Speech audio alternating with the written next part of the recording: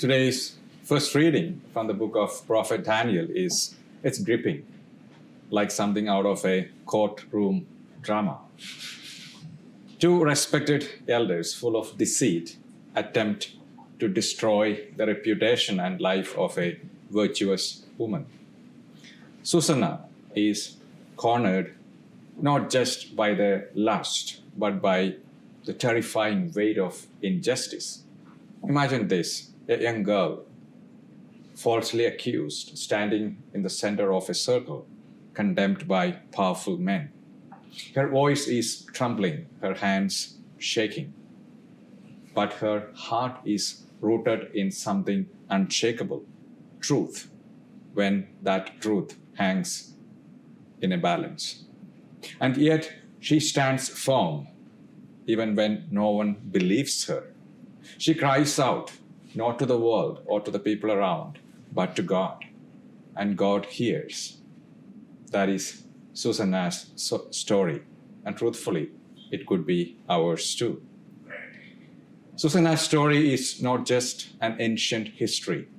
It's happening every day when character is questioned, when assumptions are made, and when the voices of the innocent are too soft to be heard over the noise of pride, gossip, and power.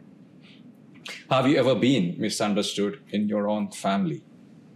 Maybe your good intentions were mistaken. Maybe you tried to speak up and it backfired. Or perhaps your teenager came home eyes full of worry because they were wrongly blamed for something at school. And those stories still happen in our kitchens, at our reading groups, at our PTA meetings, or even at church.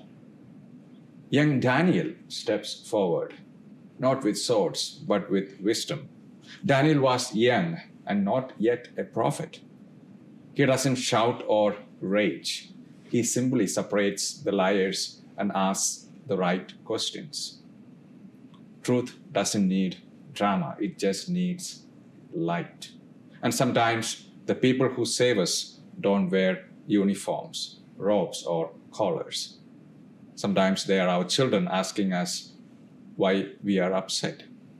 Sometimes they are the spouse or a friend or a co-worker who quietly holds our hand when we feel defeated.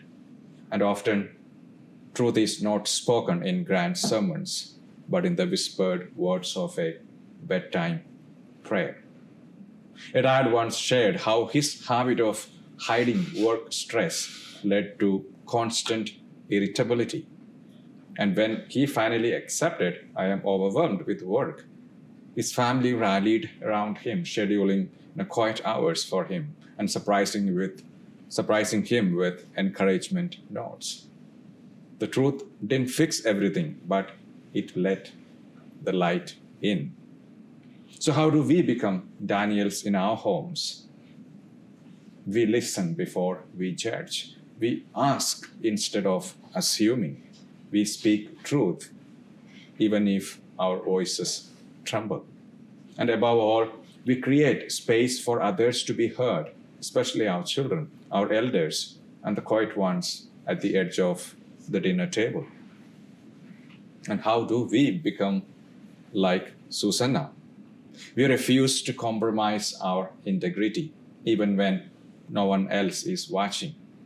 We trust that our worth comes not from the opinions of others, but from the God who knows us completely. And let us be real. Our families are imperfect. We bump heads, we misread each other, we lose patience. But in the middle of all that, there is a light, the light of Christ. He is not afraid of our mess. He stands right in the middle of it, saying, "I am the light of the world. And whoever follows me will not walk in darkness." And that is not just poetry, it's power.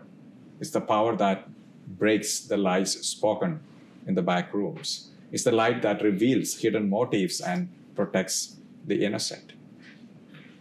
May we raise our children to be Daniels, wise, brave, and bold, like Susanna's, faithful, honest, and strong. And may our families be places where truth is protected and God's light never dims. Amen.